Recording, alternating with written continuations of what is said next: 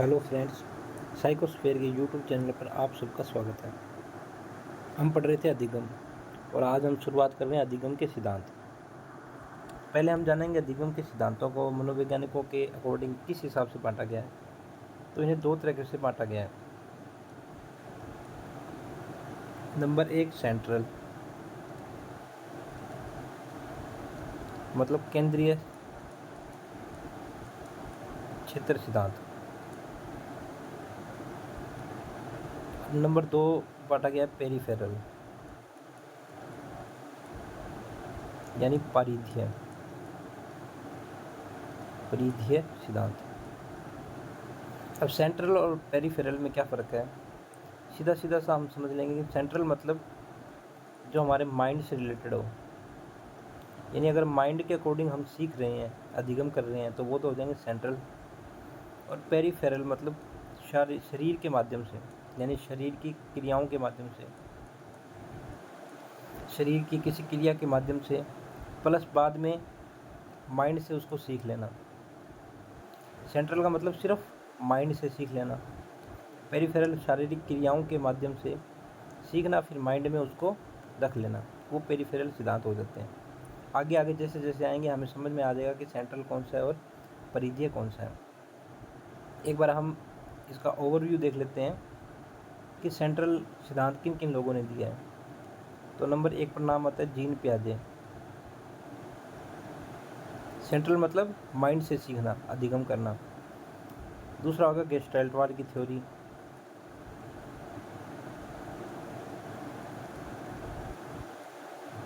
तीसरा आ जाएगा Kurt Lewin. इनके सिद्धांतों को आगे हम पढ़ेंगे। टोलमैन हो गया, बांडुरा हो गया, ETC वगैरह आगे और आएंगे तो हम समझ लेंगे। पेरिफेरल में कौन कौन आ जाएगा। पेरिफेरल का मतलब होता है शारीरिक क्रियाओं, यानी कामक क्रियाओं के माध्यम से सीखना, कामक क्रियाओं के माध्यम से सीखना। एक वर्ड आता है उद्दीपक, एक आता है वर्ड अनुक्रिया। उद्दीपक और अनुक्रिया क्या है ये। उद्दीपक का मतलब होता है जैसे मान लो हमने कोई अपना लक्ष्य निर्धारित कर लिया, या फिर ऐसी कोई चीज़ जिसके प्रति हम अनुक्रिया करें, उसे हम क्या कहते हैं, उद्दीपक। लक्ष्य या फिर ऐसी कोई चीज़ जिसे हम पाना चाहते हैं, वो तो क्या हो जाता है हमारा उद्दीपक। हमारी लैंग्वेज में बात करें तो यानी चाहत। उद्दीपक क्या हो जाएगी, चाहत। अनुक्रिया जिसके प्रति हम कोई क्रिया करेंगे वो क्या हो जाएगी, अनुक्रिया। उद्दीपक के प्रति अगर हम अनुक्रिया कर रहे हैं, गामक क्रियाएं कर रहे हैं, तो वो सिद्धांत पेरिफेरल में आ जाएंगे। या हम कह सकते हैं कि व्यवहार में आने वाली क्रियाएं, तो इस सिद्धांत को व्यवहारवादी सिद्धांत भी कहते हैं। ठीक है, इनमें कौन कौन आते हैं हम ये देख रहे थे। एक तो हो गया थॉर्नडाइक, ठीक है, इसमें आ जाएगा स्किनर। इनके सिद्धांतों को आगे हम पढ़ेंगे। पावलोव, हल, गुथरी और ETC वगैरह, जो आगे हम पढ़ लेंगे। तो पहले तो हमने ओवरव्यू लिया कि अधिगम के सिद्धांत कैसे पढ़ेंगे हम। कुछ सिद्धांत तो ऐसे होंगे जो सेंट्रल होंगे। कैसे होंगे, सेंट्रल। कुछ सिद्धांत होंगे सेंट्रल, यानी जिनमें शारीरिक गामक क्रियाएं करने की जरूरत नहीं होती, व्यक्ति सिर्फ माइंड के माध्यम से सीखता है। इन सिद्धांतों में जैसे जीन पियाजे का सिद्धांत आ जाएगा, गेस्टाल्टवाद थ्योरी आ जाएगी, कुर्ट लेविन का क्षेत्रीय सिद्धांत आ जाएगा, टोलमैन का सिद्धांत आ जाएगा, बांडुरा का सिद्धांत आ जाएगा।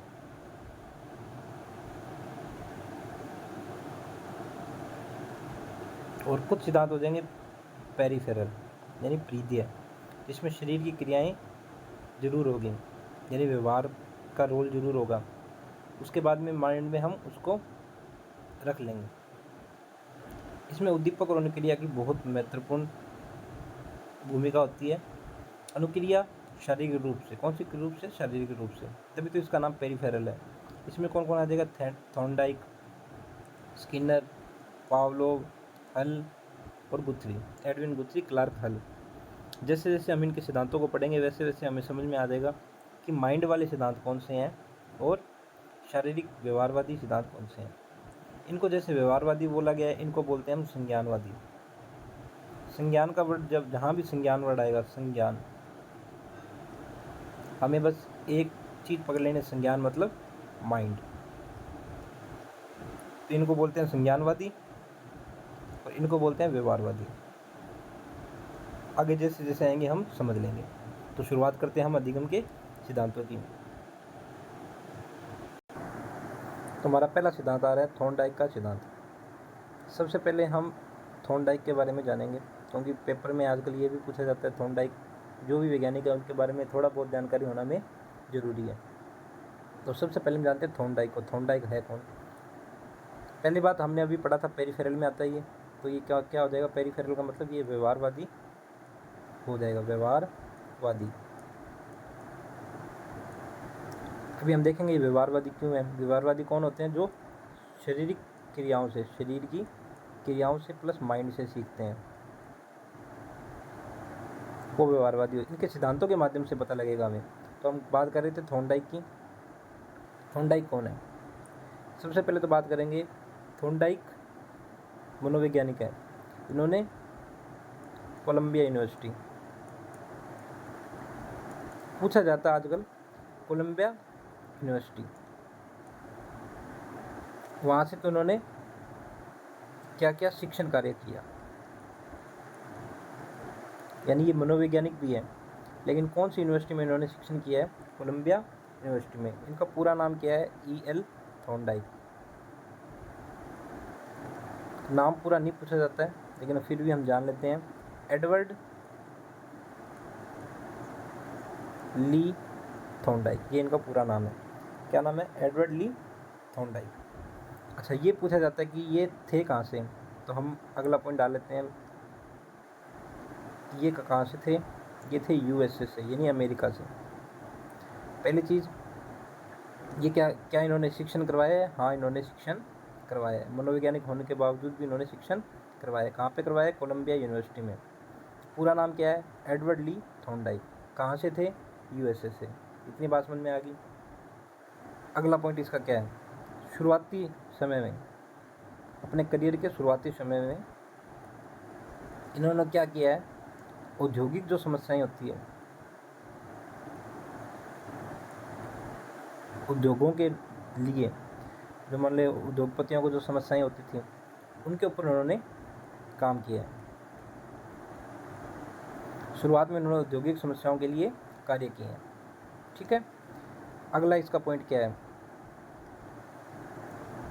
1898, क्या बोलेंगे हम इसको? 1898, 1898 इनका एक शोध पत्र जारी हुआ। शोध क्या होता है? शोध पत्र। शोध का मतलब किसी चीज़ के ऊपर प्रयोग करते हैं, जब हम क्या करते हैं? प्रयोग। तो उनका एक शोध पत्र आया हुआ था। कब आया था? 1898 में। हम ऐसे याद रखेंगे, कैसे याद रखेंगे? 1898। इनका शोध पत्र किस नाम से जारी हुआ था? Intelligence animal. ये जो शोध पत्र जारी हुआ था, ये किस पर किया गया था? एनिमलों के ऊपर। और उन्होंने क्या नाम रखा था शोध पत्र का? Intelligence animal. यानी एनिमल भी क्या होते हैं? इंटेलिजेंस होते हैं। इंटेलिजेंस एनिमल किसने दिया है? थॉर्नडाइक ने। कब आया था शोध पत्र? 1898 में। ये क्या है? शोध पत्र। ये जो शोध पत्र आया था 1898 में, इन्होंने 1913 में अपनी पुस्तक लिखी थी। क्या लिखी थी? 1913 में पुस्तक। कंफ्यूज मत हो जाना, शोध पत्र इंटेलिजेंस एनिमल कब हुआ था? 1898 में। और 1913 में इनकी एक पुस्तक आई थी, शिक्षा मनोविज्ञान।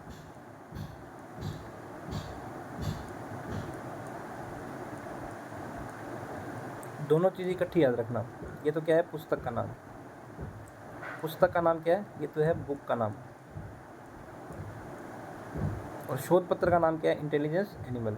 कब आई? 1898 में। और 1913 में इनकी बुक आई थी शिक्षा मनोविज्ञान।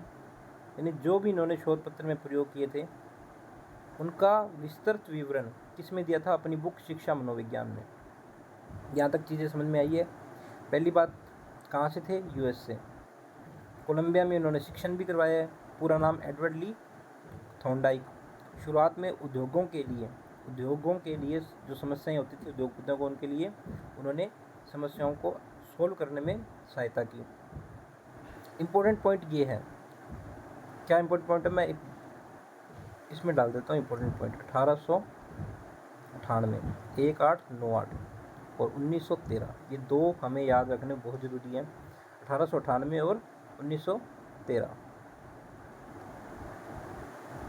1898 में तो क्या है? शोध पत्र intelligence animal, IA, intelligence animal. और 1913 में इनकी बुक आई एजुकेशन साइकोलॉजी। ठीक है, शोध पत्र कौन सा आया? इंटेलिजेंस एनिमल और एजुकेशन साइकोलॉजी इनकी बुक आई। जो शोध पत्र में जो प्रयोग किए थे उनका विस्तृत अध्ययन किस में दिया? इस बुक में 1913 के अंदर। यहाँ तक चीज़ें क्लियर हुई। अब हम बात करते हैं थॉर्नडाइक। थॉर्नडाइक ने प्रयोग किया, किसके ऊपर प्रयोग किया? फिर जो प्रयोग है उस प्रयोग के माध्यम से सबसे पहले हम उसके सिद्धांत जो है, उन्होंने जो सिद्धांत दिया है, इम्पोर्टेंट पॉइंट है, उन सिद्धांतों के नाम को पढ़ेंगे। इन्होंने सिद्धांतों का नाम क्या क्या रखा या उनके सिद्धांतों को किन किन नामों से जाना जाता है। कब पढ़ेंगे इन नाम को? जब हम प्रयोग को पढ़ लेंगे। फिर इस प्रयोग के माध्यम से उन्होंने क्या क्या बताया है, क्या क्या सीखने के नियम बताए हैं। ठीक है, उन नियमों को पढ़ेंगे। फिर शिक्षा में उसका उपयोग क्या है, उनको पढ़ेंगे। तो सबसे पहला पॉइंट, प्रयोग के माध्यम से हम क्या सीखेंगे कि इस प्रयोग के माध्यम से उन्होंने जो सिद्धांत दिया है उन सिद्धांतों के नाम क्या क्या है। फिर उनसे उन्होंने कौन कौन से नियम दिए हैं सीखने के, कौन कौन से, क्योंकि हम अधिगम पढ़ रहे हैं तो सीखने के नियम, उस प्रयोग के माध्यम से सीखने के हम नियम देखेंगे, उन्होंने कौन कौन से नियम दिए। फिर शिक्षा में उसका उपयोग क्या है, शिक्षा में उपयोग उसका क्या है, उसको हम देखेंगे। तो हम इसके प्रयोग को पढ़ते हैं।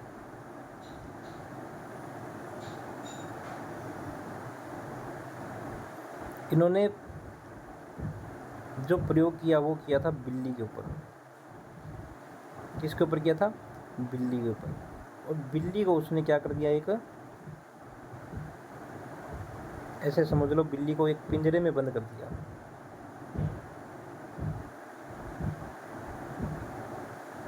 थॉर्नडाइक ने किसके ऊपर प्रयोग किया? बिल्ली के ऊपर। और बिल्ली को एक पिंजरे के अंदर बंद कर दिया और इस पिंजरे को एक बटन के माध्यम से जोड़ दिया। किसके माध्यम से जोड़ दिया?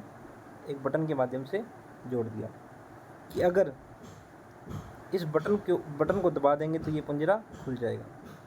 तो बाहर क्या किया इन्होंने? एक मांस का टुकड़ा रख दिया खाने के लिए,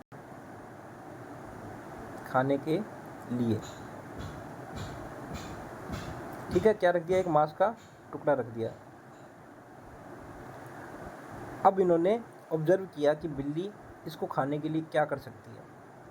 तो देखो बिल्ली है, बिल्ली के प्रयोग किया। अब बिल्ली को खाने के लिए कोई चीज़ दिख गई तो बिल्ली क्या करती है? उसको खाने के लिए क्या करती है? कभी इधर कूदती है, कभी इधर कूदती है, कभी इधर कूदती है, यानी बार बार कूदती रहती है।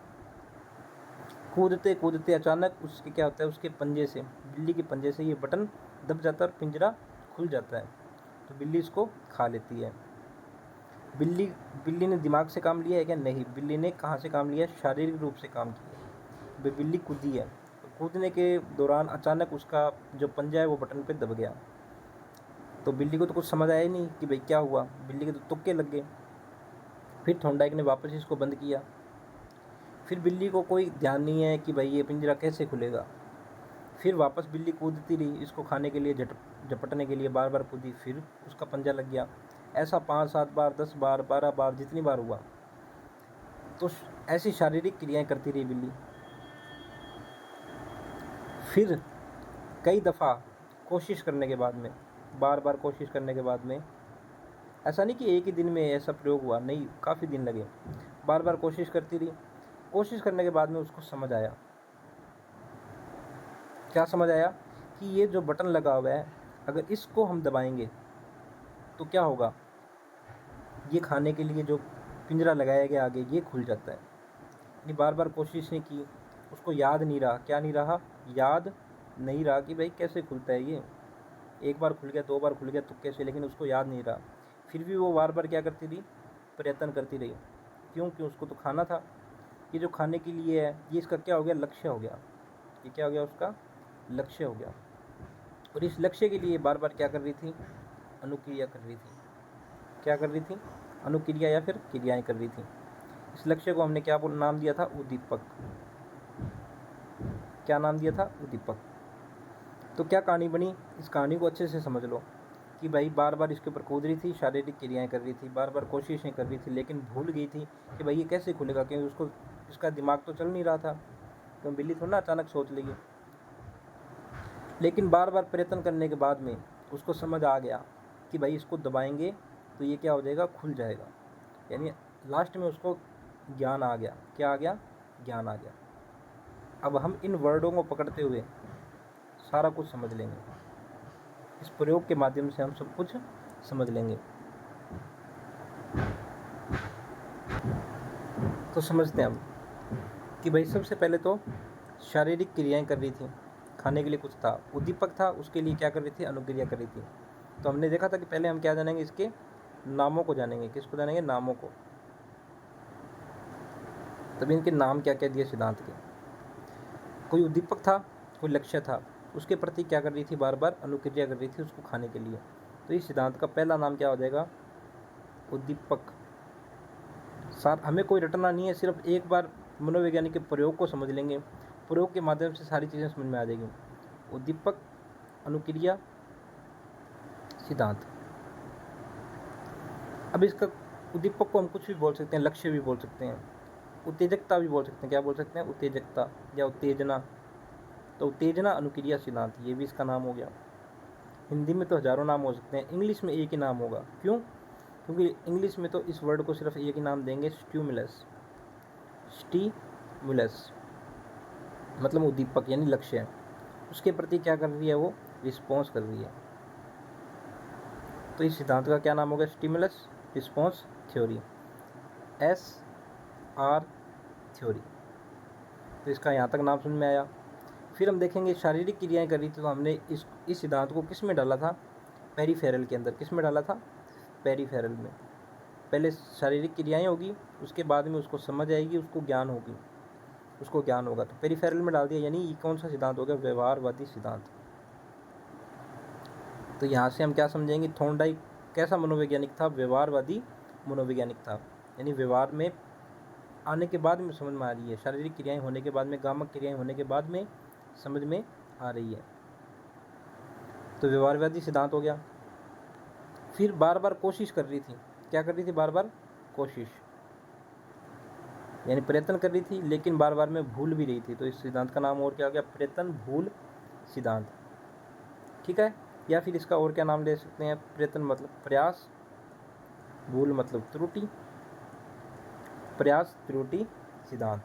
इंग्लिश में याद रखेंगे तो इन दोनों को क्या बोल देंगे हम? Trial and error theory. समझ में आ रहा है इनका नाम क्यों पड़ा है ये सब? Trial error theory. फिर और इसका नाम क्या दे सकते हैं हम?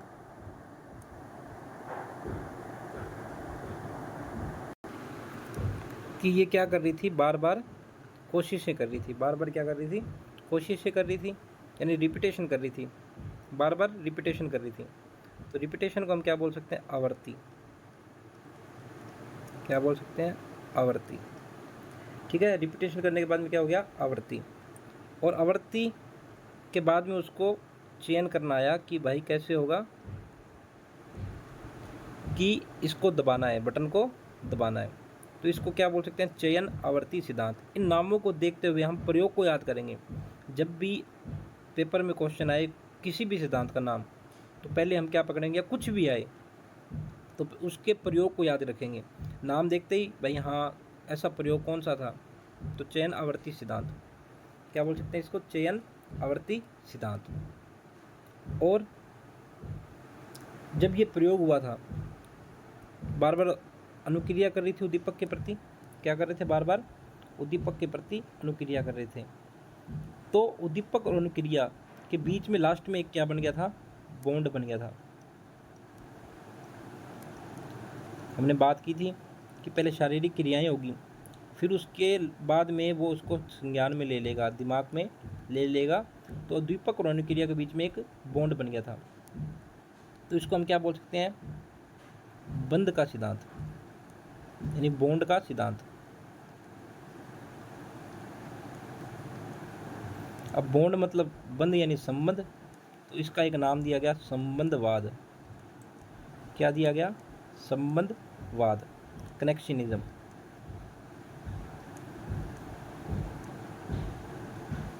कनेक्शनिज्म,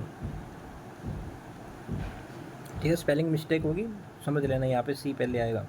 कनेक्शनिज्म, संबंधवाद का सिद्धांत। अधिगम का बंध सिद्धांत, बंध क्यों बोला गया, क्योंकि उद्दीपक और अनुक्रिया के बीच में क्या बन गया था, बॉन्ड बन गया था।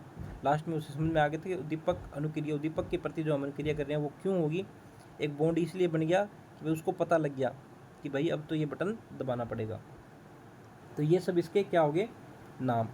चयन आवर्ती का सिद्धांत, चयन बार बार आवर्ती, रिपीटेशन, रिपीटेशन कौन से सिद्धांत में, अभी तक हमने एक ही सिद्धांत पढ़ा है, तो रिपीटेशन बार बार में इसी प्रयोग में हुआ है, क्योंकि बार बार वो उसके ऊपर कूद रही थी और लास्ट में उसने चयन कर लिया था कि भाई हाँ ये प्रक्रिया ऐसे हुई है, तो चयन और आवर्ती का सिद्धांत भी इसको बोला जाता है। अब इसको कनेक्शनिज्म इंग्लिश में याद रखेंगे तो ठीक है, नहीं तो इसका बहुत नाम हो सकता है, संबंधवाद, बंधवाद, संयोजनवाद। संयोजन का मतलब भी जोड़ना होता है ना, इन दो चीज़ों के बीच में बॉन्ड बन जाना, संयोजनवाद। तो मोटी मोटी बात यह है कि हम इसको 3 नामों से जानेंगे। नंबर 1, बार बार ट्रायल कर रही थी और बार बार एरर हो रही थी बिल्ली से, तो trial and error theory. Number 2, एक स्टिमुलस था, यानी एक उद्दीपक था उसके लिए, ये रहा उद्दीपक, और उसके लिए बार बार क्या कर रही थी, अनुक्रिया बार बार कूद रही थी, तो स्टिमुलस रिस्पॉन्स थ्योरी। हिंदी में तो बहुत से नाम है, इंग्लिश में यही नाम आएगा। और नंबर 3, कनेक्शनिज्म, बार बार रिस्पॉन्स करने के बाद में उसने एक सीख ली चीज़, एक कनेक्शन बना लिया, कनेक्शनिज्म, दीपक और अनुक्रिया के बीच में, तो इसका नाम क्या होगा, कनेक्शनिज्म, संयोजनवाद, संबंधवाद या बंधवाद। अधिगम का बंध सिद्धांत किसको बोलेंगे हम, इसी थ्योरी को बोलेंगे, संयोजनवाद। और एक हो जाएगा चयन और आवर्ती, ये तो इसी में आ जाएगा, स्टिमुलस रिस्पॉन्स में या फिर ट्रायल एरर में, बार बार कोशिश कर रहे हैं और बार बार एरर कर रहे हैं, प्रयत्न भूल का सिद्धांत। लास्ट नाम है इसका चयन और आवर्ती का सिद्धांत। ठीक है, तो ये इन सिद्धांतों के नाम हो गए। कैसे याद किए हम इन नामों को, ये कौन सा सिद्धांत है, व्यवहारवादी सिद्धांत है, ये भी हमने कहाँ से जाना है, इसी प्रयोग के माध्यम से जाना है। तो ये सारी बातें थी किसकी, हमारे थॉर्नडाइक। थॉर्नडाइक का नाम आते ही क्या बोलेंगे, 1898 1913 USA, व्यवहारवादी, पेरीफेरल, ये सब नाम हम बोल देंगे कब, जब भी थॉर्नडाइक का नाम हमारे आंखों के आगे आएगा। पढ़ने का सबसे बेस्ट तरीका यही है कि भाई थॉर्नडाइक का नाम जब भी हम देखें तब हम इन चीज़ों को रिपीट कर दें। किस पर दिया, बिल्ली पर। ठीक है, और बिल्ली का प्रयोग याद आ गया तो प्रयोग के माध्यम से सारे इसके नामों के नाम याद आ जाएंगे हमें। ठीक है, यहाँ तक हमने पहला पॉइंट क्या पढ़ लिया, इसके सिद्धांत के नाम। दूसरा हम पढ़ेंगे कि इस प्रयोग के माध्यम से थॉर्नडाइक ने सीखने के क्या क्या नियम दिए और उन नियमों का शिक्षा में उपयोग क्या है। तो चलते हैं आगे।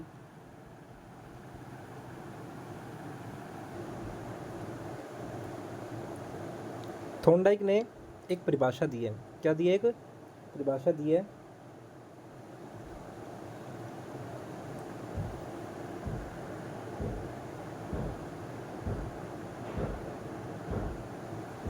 क्या परिभाषा दी है कि संतोषप्रद,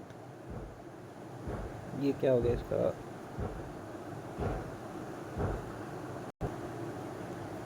परिभाषा दी है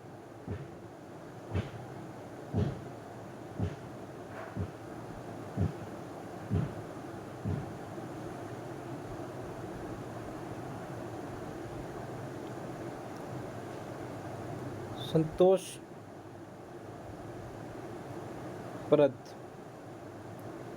परिणामों से उद्दीपक यानी स्टिमुलस यानी उत्तेजना, उद्दीपक और अनुक्रिया के बीच जो बंध है यानी जो संबंध है वो क्या हो जाता है, दृढ़ हो जाता है यानी मजबूत हो जाता है। ये परिभाषा उसने दी है संतोषप्रद परिणाम। इंपॉर्टेंट पॉइंट यही है, संतोषप्रद परिणाम। क्या बिल्ली को संतोषप्रद परिणाम मिले? हाँ। क्यों? बिल्ली को जो चीज़ खाने के लिए चाहिए थी, जो उसका लक्ष्य था, उसकी प्राप्ति हो गई, चाहे बार बार कोशिशें करनी पड़ी, बार बार भूलने पड़ी, लेकिन जो वो बार बार उद्दीपक के प्रति अनुक्रिया कर रही थी, उसके बीच उसका संबंध जो था यानी उसको जो खाने के लिए मिल रहा था वो मिल गया था, उसको संतोष की प्राप्ति हो रही थी। तो उससे क्या होता है, दीपक और अनुक्रिया के बीच जो संबंध है वो दृढ़ हो जाता है। कौन से परिणामों से? संतोषप्रद परिणामों से। इसीलिए जो थॉर्नडाइक है उसने अधिगम का आधार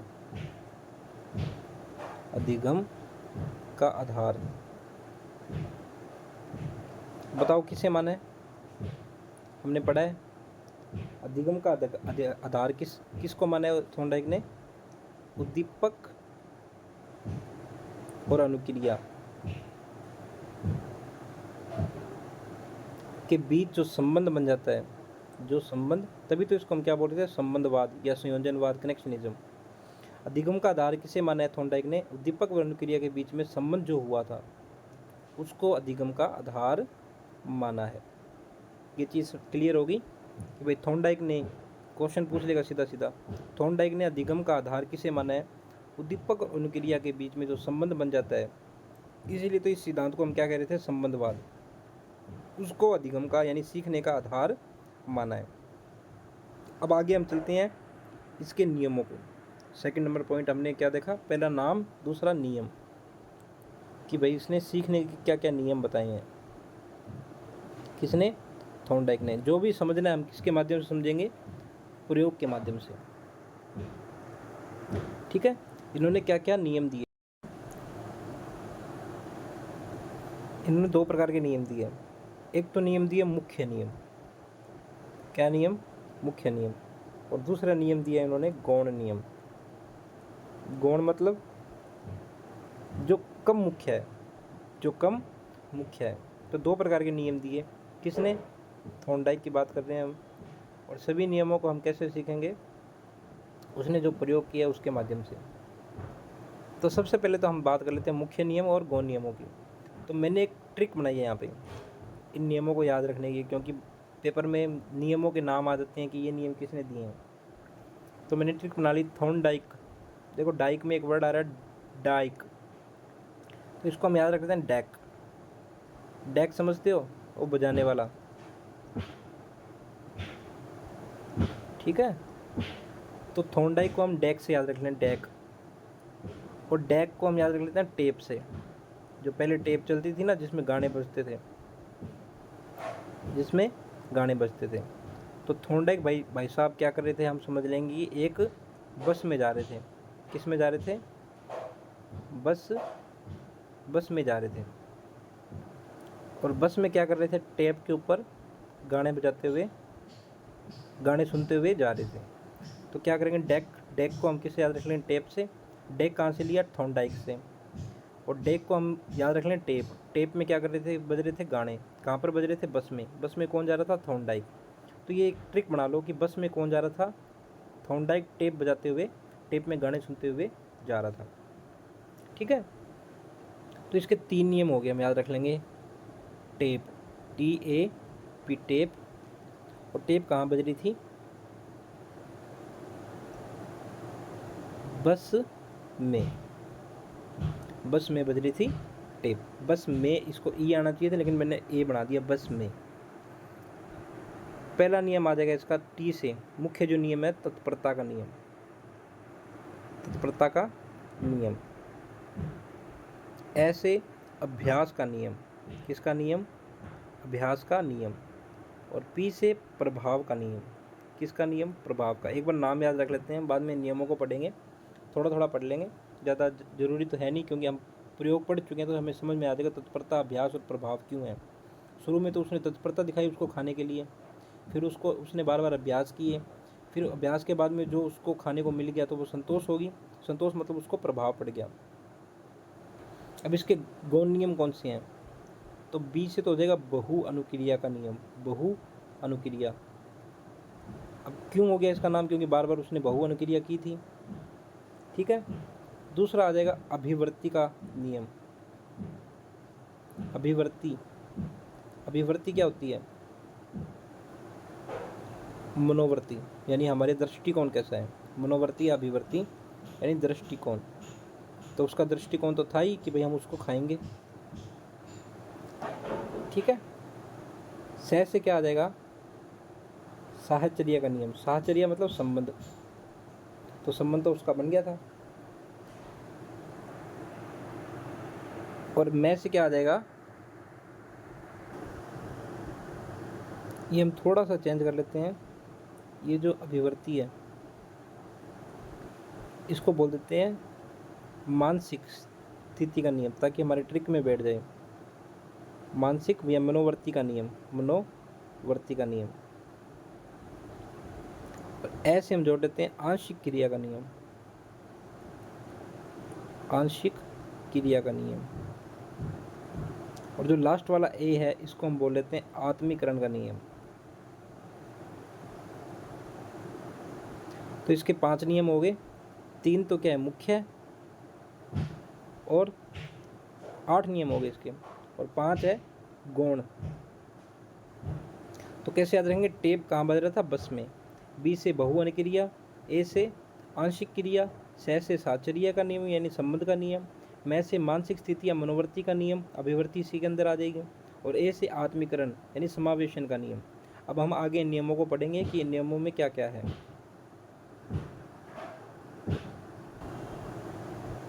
मुख्य नियम कितने हैं? मुख्य नियम 3। कौन से? टेप बज रही थी जो टेप। पहला हो गया टी यानी टेप यानी तत्परता का नियम, यानी तैयारी का नियम। तत्परता यानी तैयारी। क्या लिख दूँ उसको मैं? तैयारी का नियम। ठीक है। तैयारी का नियम। लॉ ऑफ रेडीनेस, नहीं हम रेडी हो क्या? रेडी का नियम। तो पहला नियम है लॉ ऑफ रेडीनेस, तत्परता का नियम। तो बताओ पहले, बिल्ली जो थी क्या वो मांस खाने के लिए तत्पर थी?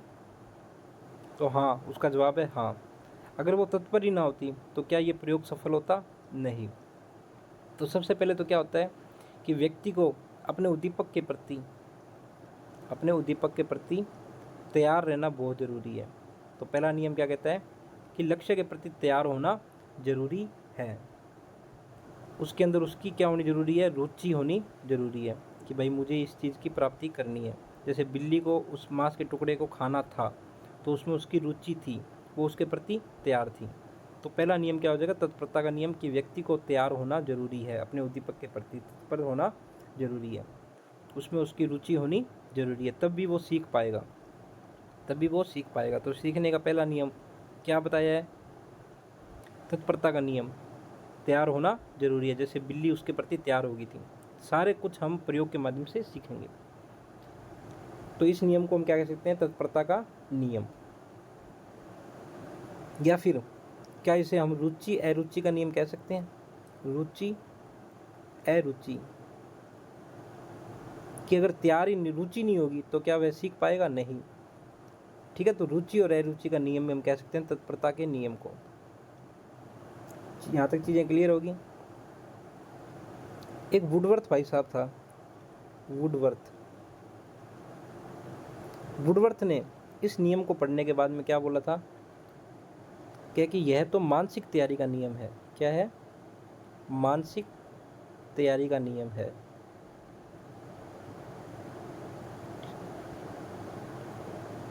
हालांकि थॉर्नडाइक भाई साहब ने जो बिल्ली थी वो खाने के लिए शारीरिक रूप से तैयार थी, लेकिन वुडवर्थ ने इसको कहा कि मानसिक तैयारी का नियम, व्यक्ति को कुछ सीखने के लिए मानसिक रूप से तैयार होना बहुत ज़रूरी है। तो पहला नियम हमारा समझ में आ गया। छोटी छोटी चीज़ें हैं, बस नाम से हमें समझना है कि तत्पर होना ज़रूरी है, बस इतनी सी बात है। क्या होना ज़रूरी है?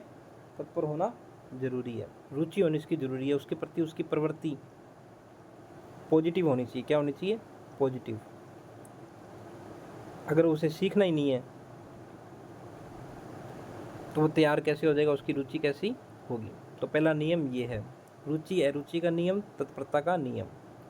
फिर बात आ गई ए की। ए का मतलब अभ्यास। टेप मतलब तत्परता, अभ्यास और प्रभाव का नियम। ये तीन नियम इसके क्या है? मुख्य नियम है। दूसरा नियम क्या है? अभ्यास का नियम। देखो बिल्ली बार बार इसके प्रति अभ्यास कर रही थी कि नहीं कर रही थी? कर रही थी, ठीक है, बार बार अभ्यास कर रही थी। अभ्यास करने के बाद में उसको पता लग गया कि वह बटन दबाने से ये खुल जाएगा। तो जब उसको समझ आ गया अभ्यास करते हुए कि भाई बटन दबाने से खुल जाएगा, तो उसने नेक्स्ट टाइम उसको सीधा उपयोग में ले लिया। क्या ले लिया?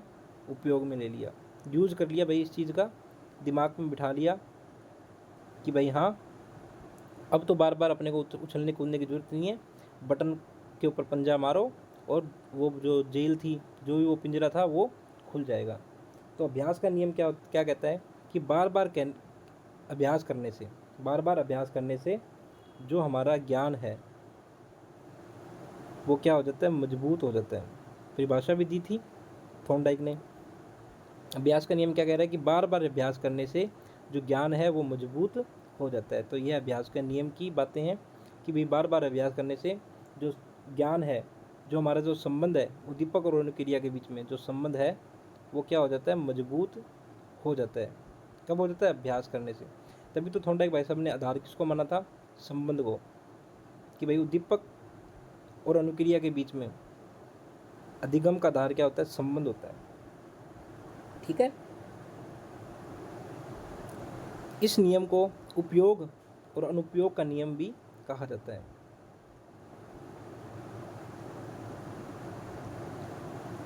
अनुपयोग और उपयोग का नियम कहा जाता है।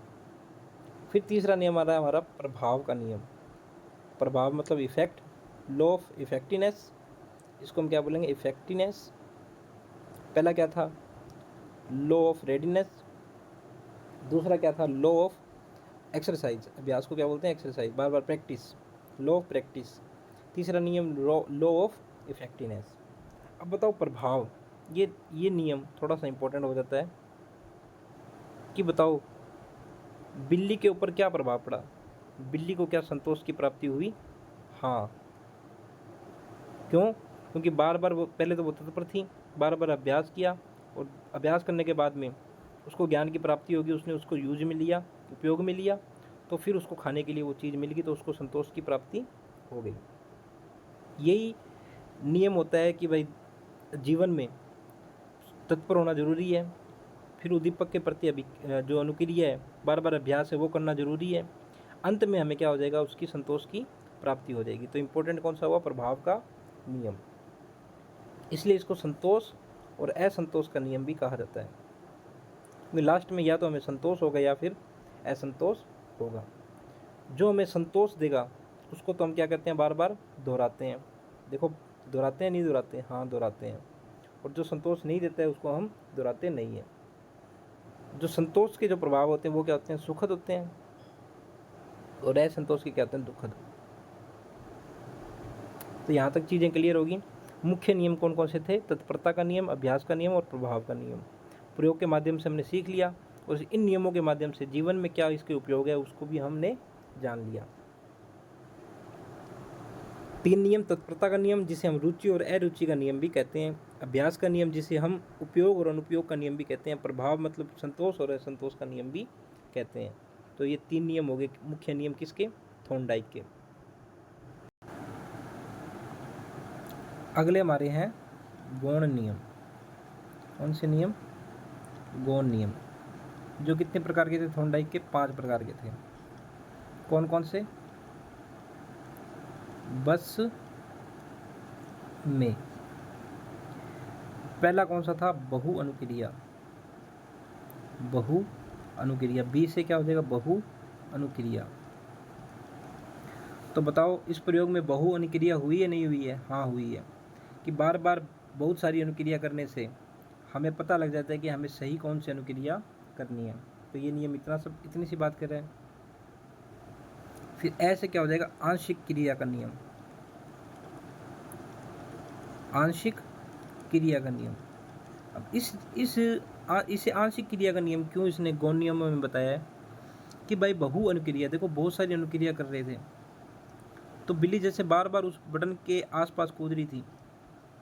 पहले तो वो हर जगह कूद रही थी, यहाँ भी, यहाँ भी, यहाँ भी, यहाँ भी, यहाँ भी, यहाँ भी, बहुत सारी अनुक्रिया कर रही थी। पहले तो हर जगह कूद रही थी, लेकिन धीरे धीरे उसको समझ में आता गया कि ये जो बटन है इसके आसपास ही कहीं मैं कूद रही हूँ, उसके आसपास ही कहीं कूद रही हूँ, आसपास, तभी ये पिंजरा खुल रहा है। इतनी तो उसको समझ में आ गई थी। तो वो यहाँ अभी इधर उधर कूदने लगी।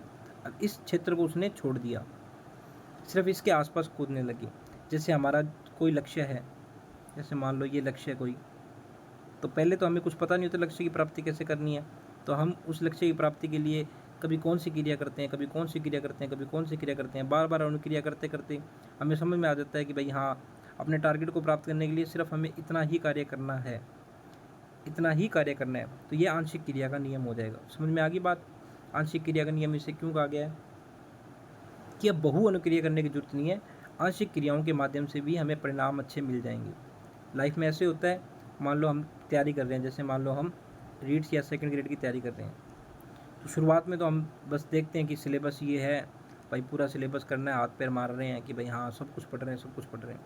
धीरे धीरे मान लो 4 महीने 3 महीने निकलते हैं, तब हमें समझ आने लग जाता है कि भाई हाँ, ये जो सिलेबस है इसमें से अगर हम मान लो इतना कर लेंगे, इधर वाला कर लेंगे, तो भी हमारा सिलेक्शन आसानी से हो जाएगा। ये वाली चीज़ें अगर छोड़ भी दें तो भी कोई दिक्कत नहीं होगी, या फिर सही डायरेक्शन ये वाली हो जाएगी, या ये वाली सही डायरेक्शन होगी। पहले तो हमें सही डायरेक्शन ही नहीं पता होती है। तो ये नियम कौन सा आ जाएगा? आंशिक क्रिया का नियम। ठीक है। तीसरा आ जाएगा हमारे पास कौन सा नियम? सहचर्या का नियम। सहचर्या मतलब क्या होता है? किसी चीज़ के प्रतिक्रिया कर रहे हैं आपस के अंदर, रिलेटेबल कह सकते हैं। सहचर्या मतलब संबंध का नियम, क्या बोल सकते हैं? सहचर्या या फिर संबंध। ठीक है, ये संबंध बन जाता है, सहचर्या हो जाता है। तो यह सहचर्या का नियम हो गया। फिर क्या हो जाएगा? मानसिक स्थिति का नियम। मानसिक स्थिति या फिर मनोवृत्ति या फिर अभिवृत्ति का नियम। ये समझ में आ गई बात? सहचर्या, इसे सहचर्या परिवर्तन का नियम कहा जाता है। सहचर्या परिवर्तन, जैसे इसी के माध्यम से समझ लेते हैं कि पहले तो बहुत सारी क्रियाएं कर रही थी, फिर उसने थोड़ा सा परिवर्तन कर दिया। सहचर्या परिवर्तन का मतलब क्या हो गया? उसके रिलेटेबल जगह पर वो पंजा मारने लगी। हम भी क्या करते हैं, जो रिलेटेबल होता है उन्हीं चीज़ों को पढ़ते हैं। तो ये रिलेटेबल कह सकते हैं हम, सहचर्या या संबंध परिवर्तन का नियम। में से क्या हो जाएगा? मानसिक प्रवृत्ति या मानसिक स्थिति का नियम, मानसिक विन्यास का नियम। क्या बोल सकते हैं? मानसिक विन्यास। मानसिक विन्यास मतलब मानसिक स्थिति, कि हम अपने माइंड को इस प्रकार से बना लेते हैं कि भाई हमें ऐसा ही करना है। एक माइंड को फिक्स कर लेते हैं कि भाई हाँ ये चीज़ें करनी है, उससे भटकना नहीं है। क्या नहीं है? भटकना नहीं है। उसने मनोवृत्ति को फिक्स कर लिया था कि भाई नहीं, अब तो मैं सिर्फ इसके आसपास ही कूदूंगी, या टारगेट के लिए ही, टारगेट के प्रति ही रहूँगी, फालतू की क्रियाएं अब नहीं करूँगी। पहले तो बहुत सारी क्रियाएं कर रही थी, धीरे धीरे आंशिक क्रिया होने लगी। फिर उसने अपने सहचर्य परिवर्तन कर लिया कि हाँ मेरे को तो यहाँ तक ही रहना है सिर्फ। फिर उसने अपना ऐसा ही विन्यास बना लिया, अपनी स्थिति ऐसी बना ली दिमाग की, धीरे धीरे दिमाग पर आने लगी। पहले तो वो शारीरिक क्रियाओं पे थी, धीरे धीरे दिमाग पर आने लगी। मानसिक स्थिति को ऐसा बना लिया, फिक्स कर लिया कि अब तो भटकना नहीं है। तो इस नियम को क्या बोल दिया? मानसिक स्थिति, मानसिक विन्यास, मनोवृत्ति, अभिवृत्ति का नियम। लास्ट में क्या आ जाता है? आत्मीकरण। आत्मीकरण का मतलब क्या होता है? आत्मीकरण मतलब आत्मा में बना लेना, ऐसा कुछ नहीं होता है आत्मा के अंदर बना लेना। आत्मीकरण का मतलब होता है उसे स्वीकार कर लेना, या उसे दिमाग में बिठा लेना, संज्ञान में ले लेना, ज्ञान की प्राप्ति को बोल सकते हैं, या उसका समावेश कर लेना अपने अंदर। जो भी हमें ज्ञान की प्राप्ति हुई है, लास्ट में क्या हुआ था, उसने समावेश कर लिया, अपने दिमाग के अंदर समाहित कर लिया कि भाई हाँ, इस बटन को दबाएंगे, इस बटन को दबाएंगे तभी ये पिंजरा खुलेगा। यानी उसको जो भी ज्ञान की प्राप्ति हुई, उसने उसको अपने अंदर बसा लिया, यानी उसने उसको ज्ञान की प्राप्ति होगी, हम से कह सकते हैं। तो समावेश आत्मीकरण का नियम। अच्छा, एक आंशिक क्रिया का नियम आया था, इसको थोड़ा सा वापस देख लेते हैं। आंशिक क्रियाएं कौन सी थी कि भाई बहुत सारी क्रिया करने की जरूरत नहीं है, उसके आसपास ही मेरे को करना है। बिल्ली ने ये सोचा, जैसे हम अपने लिए करते हैं कि भाई हाँ, टारगेट के आसपास ही रहना है, अपने लक्ष्य के आसपास ही रहना है। तो उसमें क्या हो जाता है, एक तत्व प्रबलन हो जाता है। एक क्या हो जाता है, तत्व प्रबलन। एक बार इसको तत्व प्रबलन को छोड़ो, ऐसे समझो कि भाई हम रीट की तैयारी कर रहे हैं। पहले बहुत सारा सिलेबस था, फिर हमने उसको क्या किया, छांट लिया। क्या कर लिया, छांट लिया। क्या कर लिया, छांट लिया कि हमें तो सिर्फ इतना ही पढ़ना है और ये चीज़ें करनी है। हम ऐसा ही करते हैं कि भाई जो टॉपिक इजी होता है और उसके मार्क्स ज़्यादा होते हैं, तो हम उसको क्या कर लेते हैं, छांट लेते हैं कि भाई हाँ, इन चीज़ों को हम पहले पढ़ेंगे। तो इसमें एक इफेक्टिवनेस आ जाता है कि तत्व प्रबलन। आंशिक क्रिया को हम क्या कह सकते हैं, तत्व प्रबलन। कि भाई कुछ चीज़ें जिसको हम क्या करनी है, मजबूत करनी है, या उसकी वजह से हमें टारगेट आसानी से मिल जाएगा। तो एक तत्व प्रबलन का नियम भी इसको कहा जाता है, आंशिक क्रिया के नियम को क्या कह सकते हैं, तत्व प्रबलन। समझ रहे हो कि तत्व प्रबलन क्यों कहा गया है? क्योंकि उसने ये सारी क्रियाएं छोड़कर, ये वाली जो क्रियाएं हैं इनको छोड़कर सिर्फ उसके आसपास ही रहना चाहा। यानी इसको इसने मान लिया कि यही जो तत्व है, हमें तो इसके प्रति ही मजबूत क्रियाएं करनी है। तो ये नियम हो गए मुख्य नियम और गौण नियम। अब हम आगे क्या पढ़ेंगे कि शिक्षा में इन नियमों का, जो भी थॉर्नडाइक ने दिए हैं, शिक्षा में उसका उपयोग क्या है। अच्छा, इन नियमों में से हम कह सकते हैं पूर्व अनुभवों, पूर्व अनुभव। एक वर्ड आता है एनालॉजी। एनालॉजी क्या होता है, एनालॉजी ये होती है कि जैसे ए बी सी, फिर आगे क्या आएगा, ए बी सी डी, फिर आगे क्या आएगा, A B C D E. यानी जो पूर्व में जो चीज़ें देख रही हैं, उस अनुभवों के माध्यम से हम क्या सीख रहे हैं। तो आत्मीकरण जो समावेश था, उसमें हमें क्या हुआ था कि जो भी हमने सीखा उसको अपने दिमाग में डाल लिया कि आगे कभी भी जीवन में ऐसी कोई कंडीशन आई तो हम बार बार ये सारी प्रक्रियाएं नहीं करेंगे, बार बार अनुक्रियाएं नहीं करेंगे। हम क्या करेंगे, मान लो जैसे हम रीट की तैयारी कर रहे हैं, अब हमें क्या करना है, आर एस की तैयारी कर रहे हैं। अब हम क्या कर रहे हैं, आर एस की तैयारी कर रहे हैं। तो क्या हम वापस ये रिपीटेशन करेंगे? नहीं, हम ये सारे पॉइंट छोड़ देंगे। हम लास्ट वाले पॉइंट को याद रखेंगे कि भाई लास्ट में क्या था कि हाँ, मैंने ये जो भी चीज़ें की है उससे मैंने क्या सीखा है। अब हमने जो भी सीखा है, जो भी हमारे पूर्व अनुभव है, जो भी पूर्व अनुभव है, उसके अकॉर्डिंग हम आर एस की तैयारी करेंगे, ना कि फालतू की ये क्रियाएँ करेंगे। तो ये जो आत्मीकरण, उसको हम क्या कह सकते हैं, पूर्व अनुभव के आधार पर सीखना। ठीक है, रीड के बाद में सीधे आर एस की तैयारी करनी है, तो ये फालतू की जो क्रियाएँ हैं वो हम छोड़ देंगे। हमने लास्ट में क्या सीखा था, आत्मीकरण क्या स्वीकार किया था, क्या ज्ञान की लिया था कि भाई हाँ, भाई पहले तो देखो कौन कौन सी चीज़ें इफेक्टिवनेस है, कौन कौन सी चीज़ें मजबूत है, उनको करो। मनोवृत्ति हमारी ऐसी होनी चाहिए, भाई हाँ, हमें बार बार ये समझ नहीं आएगा अभ्यास करने के बाद में कि हमें ऐसा करना है। तो पूर्व अनुभव के आधार पर सीखना। एनालॉजी मतलब पहले ए बी आएगा, फिर ए बी सी आएगा, यानी जैसे पहले ये होएगा फिर ये होगा। ये सब चीज़ें छोड़ के हमें लास्ट में समझ लेंगे भाई हमें ऐसा ही करना है।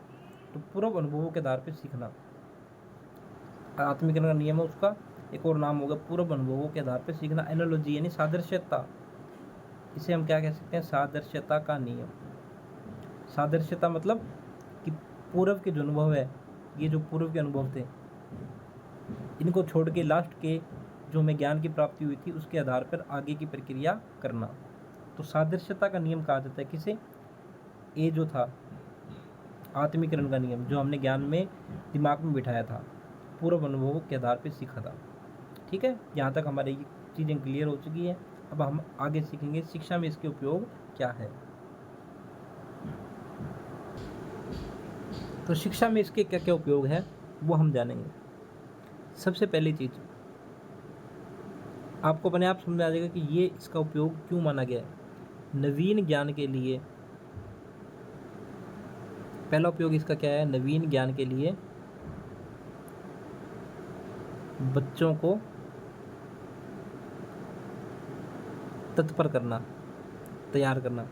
देखो तैयारी का नियम था ना, तो तत्पर करना।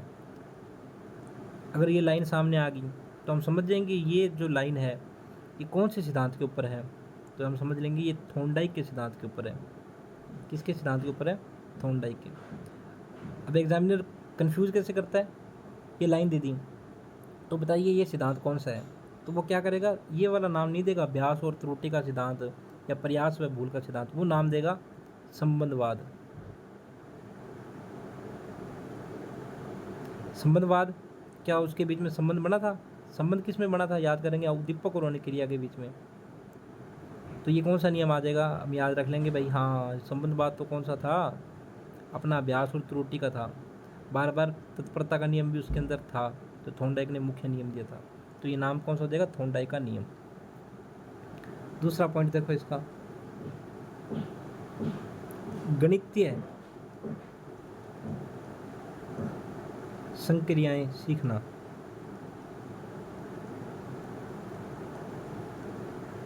गणितीय संक्रियाएं कौन सी होती है? जोड़, घटाओ, गुणा, भाग आदि etc। ठीक है, बताओ मुझे गणितीय संक्रियाएं सीखने के लिए क्या पहली बारी में हमें ज्ञान हो जाता है कि भाई जोड़ कैसे करना है? नहीं होता। बार बार उसके लिए क्या करना पड़ता है? अभ्यास करना पड़ता है। बार बार अभ्यास करना पड़ता है तो कौन सा नियम आ जाएगा? थॉर्नडाइक का नियम आ जाएगा। पूछा जाएगा गणितीय संख्याएं सीखना कौन से नियम के ऊपर आधारित है, तो हम याद रखें गणितीय संक्रियाएं यानी जोड़ घटाओ, ये क्या हम एक बारी में सीख सकते हैं? नहीं सीख सकते। बार बार क्या करना पड़ता है? अभ्यास करना पड़ता है। तो कौन से नियम पर आधारित हो गया? थॉर्नडाइक के नियम के आधार पर। नंबर 3 पॉइंट, शुद्ध उच्चारण सीखना। शुद्ध उच्चारण सीखना। क्या बच्चा पहली बारी में शुद्ध उच्चारण सीख लेता है? नहीं। याद करो बचपन में हमें सिखाते थे कै से कबूतर, ख से खरगोश, ऐसे सिखाते थे। क्या सीधा ही बोलना सिखाते थे कै ख गै गै? नहीं। शुद्ध उच्चारण के लिए बार बार क्या कराते थे हमसे? डेली सुबह सुबह बुला के पहले प्रार्थना के बाद में इनको बुलवाते थे, कैसे खरगोश, कैसे कबूतर, ख से खरगोश। तो इसमें भी शुद्ध उच्चारण किसके माध्यम से सीखा जाता है? अभ्यास के माध्यम से। क्या हम उसमें भूल जाते हैं? हाँ भूल जाते हैं भाई।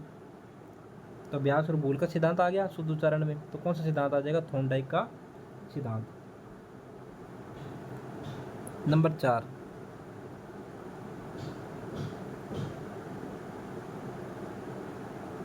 प्रश्नों के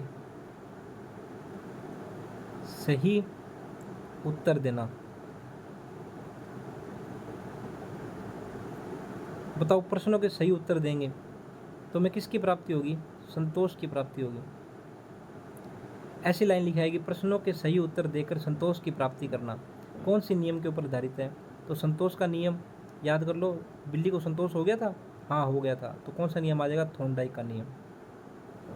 थॉर्नडाइक का नियम। अगर कोई भी लाइन में कंफ्यूज हो, कोई भी क्वेश्चन में कंफ्यूज हो, तो प्रयोगों को याद करो कि भाई हाँ ये कौन से प्रयोग में था। आगे देखते हैं इसके और क्या क्या उपयोग हैं। बच्चों को होमवर्क, गृह कार्य और क्लास वर्क देना। बच्चों को होमवर्क देना किस नियम के ऊपर आधारित है? यानी होमवर्क देना क्यों शुरू किया गया? जब थॉर्नडाइक को पढ़ा था तब पता लगा कि बच्चों को होमवर्क देना जरूरी है, ताकि घर जाकर बच्चा उसके ऊपर अभ्यास करे। जैसे मान लो हमने बच्चों को जोड़ सिखा दिया कि भाई 15 प्लस में 12 कितने होते हैं, तो घर पे हम उसको होमवर्क नहीं देते थे, बहुत सारे एग्जाम्पल देकर उसको होमवर्क देते थे। एग्जाम्पल देकर क्या देते? होमवर्क देते थे, ताकि बच्चा उसके ऊपर क्या करे? उसका अभ्यास करे। तो कौन सा नियम आ जाएगा? क्लास वर्क और होमवर्क किस पर आधारित है? थॉर्नडाइक के नियम के ऊपर आधारित है। किसके नियम पर आधारित है? थॉर्नडाइक के नियम पर आधारित है।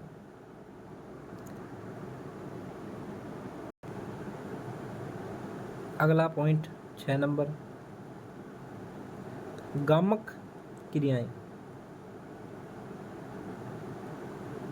गामा क्रिया जैसे साइकिल सीखना, साइकिल चलाना, ड्राइविंग, क्या हो जाएगा, ड्राइविंग, तैरना,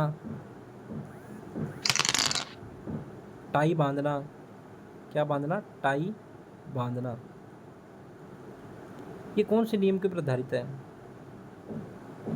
क्या साइकिल चलाना पहली बारी में सीख जाते हो? तैरना सीख जाते हो? टाई पहली बारी में बांध लेते हो? नहीं, उसका क्या करते हैं, बार बार अभ्यास करते हैं। हमसे गलतियां भी होती है, त्रुटि भी होती है, ठीक है, फिर हम उसका चयन भी कर लेते हैं, जो हमने आवृत्ति की थी बार बार में, जो जो दोहरा रही थी चीज़ें, लास्ट में उसका चयन भी कर लेते हैं। तो चयन आवृत्ति का सिद्धांत, ये भी कौन सा है, थॉर्नडाइक का। तो ये सब क्रियाएं किस पर आधारित है, थॉर्नडाइक के नियम के ऊपर आधारित है।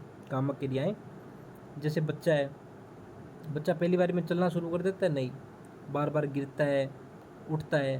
तो ये कौन से नियम आ जाएंगे, कामक क्रियाएं जितनी भी हो जाएगी, कौन से नियम के ऊपर आधारित है, कामक क्रियाएं थॉर्नडाइक के नियम के ऊपर आधारित है, थॉर्नडाइक के नियम के ऊपर आधारित है। यहाँ तक चीज़ें क्लियर होगी। अच्छा एक बात बताओ, जो मंदबुद्धि बालक होते हैं, क्यों मंदबुद्धि मतलब उसमें ज्ञान नहीं है, दिमाग नहीं है, क्या नहीं है, दिमाग नहीं है।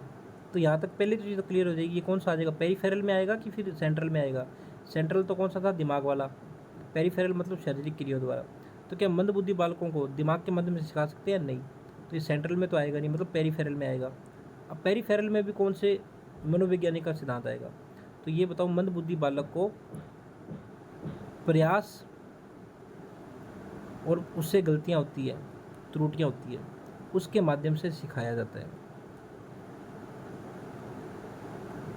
मंदबुद्धि बालकों को बार बार प्रयास करवाकर उनकी गलतियों को सुधार कर सिखाया जाता है। तो मंदबुद्धि बालकों का जो अधिगम होता है वो कौन से सिद्धांत पर आधारित है? तब हम समझ जाएंगे थॉर्नडाइक के सिद्धांत पर आधारित है। और मंदबुद्धि के साथ साथ में अगर छोटे बालकों की बात करें, क्या छोटे बालक सीधा दिमाग से सीख जाएंगे? नहीं, छोटे बालकों का अध्ययन भी किससे होता है, बार बार अभ्यास से होता है। तो ये क्वेश्चन आ सकता है कि छोटे बालक और मंदबुद्धि बालक का जो अधिगम है वो किस सिद्धांत पर आधारित है? तो थॉर्नडाइक के सिद्धांत, कौन से सिद्धांत पर, अभ्यास और त्रुटि के सिद्धांत पर आधारित है। अच्छा अब ये बताओ, अगला पॉइंट है 7 नंबर, ये जो पुरस्कार देना शुरू हुए हैं, पुरस्कार या प्रोत्साहन देना शुरू हुए हैं, ये कब से शुरू हुए हैं पुरस्कार और प्रोत्साहन देना? जब से थॉर्नडाइक का नियम आया है। यानी लास्ट में हमने क्या पढ़ा था कि संतोष की प्राप्ति होगी थी। अगर बच्चों को संतोष की प्राप्ति हो जाएगी तो कैसे होगी? तब हम उसको पुरस्कार देंगे या उसको प्रोत्साहित करेंगे। तो पुरस्कार और प्रोत्साहित करेंगे तो बच्चों को संतोष की प्राप्ति होगी। तो पुरस्कार देना कब से शुरू हुआ है? जब से उन्होंने थॉर्नडाइक के सिद्धांत को पढ़ा है। तो पुरस्कार किसके ऊपर आधारित है? थॉर्नडाइक के सिद्धांत के ऊपर आधारित है। ये बात भी हम समझ लेंगे यहाँ पर, ठीक है।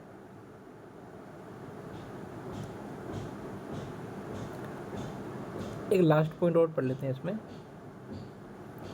जैसे मान लो कोई टॉपिक आया क्लास में, हम सबसे पहले क्या करते हैं, कोई टॉपिक को पढ़ रहे हैं तो ऊपर हम उसकी हेडलाइन डालते हैं। क्या डालते हैं? हेडलाइन, जिसको हम क्या बोलते हैं, प्रकरण। ये क्यों डालते हैं? ये डालना जो है ये भी किसके ऊपर आधारित हुआ है? ये भी थॉर्नडाइक के नियम पर आधारित हुआ है। शिक्षा में उपयोग पढ़ रहे हैं हम इसका, कि जो हेडलाइन डालते हैं, जैसे आज हम पढ़ेंगे, मान लो आज हम पढ़ेंगे कोई भी टॉपिक ले लो, जैसे बात कर लेते हैं जैसे प्रतिशत, आज हम पढ़ेंगे प्रतिशत। ये जो हेडलाइन डालना शुरू हुई है ये किसके ऊपर आधारित है? थॉर्नडाइक के नियम के ऊपर आधारित है, ताकि बच्चों को पता लग जाए कि आज का मेरा लक्ष्य क्या है, आज का मेरा लक्ष्य क्या है। और लक्ष्य मतलब दीपक, तो जो शिक्षक होते हैं, जो टीचर होते हैं, उनको हमेशा जो प्रकरण होता है, जो हेडलाइन होती है, उसकी उपयोगिता को बच्चों को बताना जरूरी है। यानी शुरुआत में क्या होता है, प्रतिशत के बारे में बताना जरूरी है। सीधे टॉपिक ऐसे नहीं है कि क्वेश्चन शुरू कर दिए, पहले जो हमारा टॉपिक है उसके बारे में उसको जानकारी दो, उसका आधार बनाओ, उसको तैयार करो बच्चों को, बच्चों क्या करो, तैयार करो उस टॉपिक के प्रति कि आज हम ये टॉपिक पढ़ेंगे। तो ये किसके ऊपर आधारित है, सभी थॉर्नडाइक के नियम पर आधारित है। तो यहाँ पर हमारा क्या हो गया, थॉर्नडाइक का नियम पूरा हो गया।